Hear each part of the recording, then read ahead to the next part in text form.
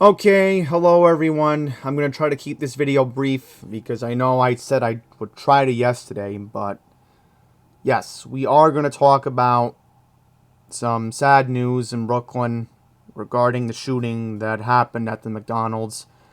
The employee at the McDonald's in Bed-Stuy who was shot has succumbed to the wounds, and there's some other important stuff we're going to read from Channel One's website, which they're trying to do a decent job today. I will give them credit, but the best that we can make out of it today. So let's get to the update, and of course, this is why I have my alarm set to 10:10 wins in case we have any breaking news. Because if I don't start my day at 10 o'clock, then my whole day is just thrown off, guys.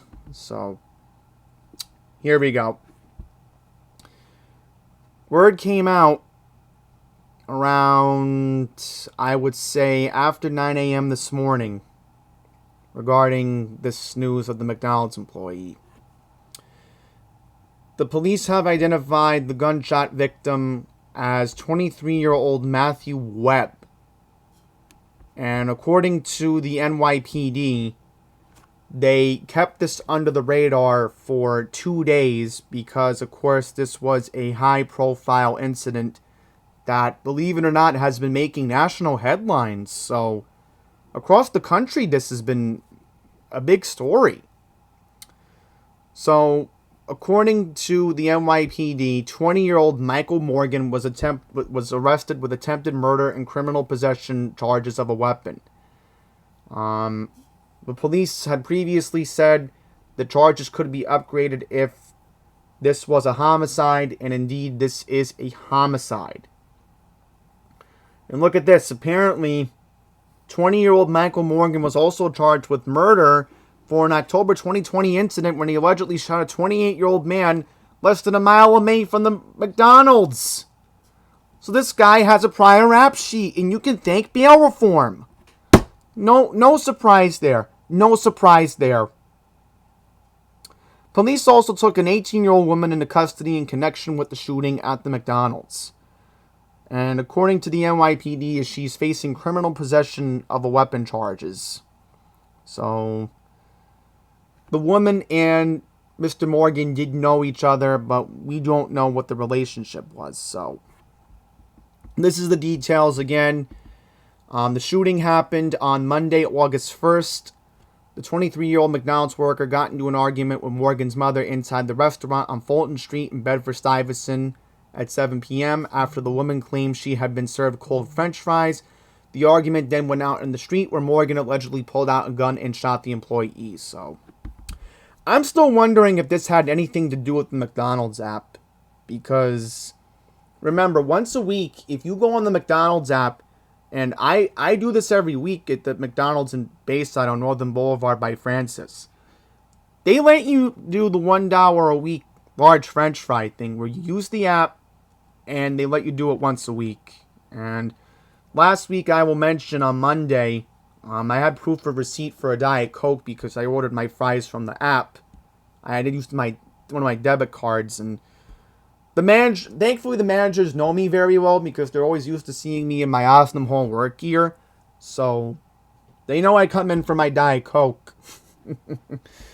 And yeah, so next up, we're going to read the last two stories. Oh, where's the other one in Brooklyn? Here it is. Yeah, because there's another important story that we are going to read regarding a subway shove, and that's my other obligation that I have to cover as a member of Passengers United. But here's what we have. This is a brief one here, because again, I don't want to go on too long because I was upset with Channel 1 not covering the other news in Queens, but trust me, it's going to have to come to a point where probably next week I'll have to do more news from Queens, because knowing how bad the crime has gotten around here, you know Channel 1's going to ignore it. So here we go. Last night, a 19-year-old man in Brooklyn was fatally shot during an attempted robbery. Oh, so News 12 Brooklyn covered this, right? I saw it on their Instagram. Authorities say the victim was approached by an 18-year-old man who is now in police custody inside a parking garage at a BJ's in Bath Beach. After a struggle, the suspect shot the victim in the shoulder and face. EMS responded to the scene and transported the victim to NYU Langone Hospital, Brooklyn, where he was pronounced dead. Police say a firearm was recovered in the vicinity of the location and an investigation remains ongoing. Sorry, folks, my Amazon device went off, just reminding me about an air quality alert due to this heat wave. And please, folks, if you're going outside today, please stay hydrated, and especially for the remainder of the weekend, because even though the high tomorrow is only supposed to be in the mid-80s, the real feel's still going to be in the 90s, so please stay hydrated. That's all I'm going to say on that.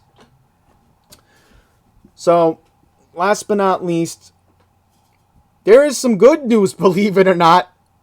And I can't believe I'm actually saying some good news regarding Alvin Bragg.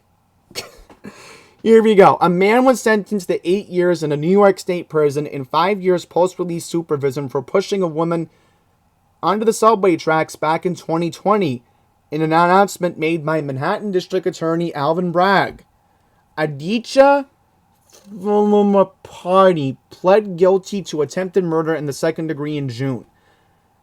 So it says in a quote from the Manhattan DA's office, today's sentence makes clear that we will hold accountable those who cause harm in our subway system. We will remain focused on those who harm strapped hangers just trying to commute to home or work.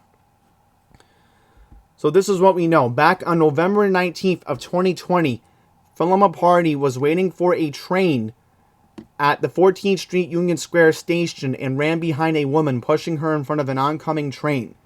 The woman was capable of staying in between the tracks while several trains passed over her. She was rescued from under the train by NYPD firefighters and was treated at a hospital. On video that captured the entire incident, Philema Party confessed that he was trying to kill the woman. Oh boy. I mean, see what I mean, folks? This is what goes on. And, you know, I'm just going to say this right now. And I'm going to wrap up this video. And you know who we're going to talk about to wrap up this video, folks. You know who we're going to talk about next. That's right. I'm calling you out, Wicked Witch of Buffalo. I'm calling you out again to wrap up this video. The governor does not want to talk about bail reform until she's reelected. I mean, really, lady, you're going to be the main reason why I'm going to Delaware, maybe. But again, this is part of the plan. This is part of the plan that Pine Power LI keeps talking about. I don't believe in the Great Reset. That's a BS theory. But I do believe in the John Mitchell theory of the plan. All right? Screw you, Klaus. I don't care about you. I care more about John Mitchell's the plan theory. And so far, it looks like this is working. Alright, Kathy Hochul? So you may get your wish on November 8th on my birthday. Alright? You may get your... You know what? Screw you. Alright? I'd rather deal with John Carney's problems right now. So, I'm going to wrap this up. Try to stay safe this weekend.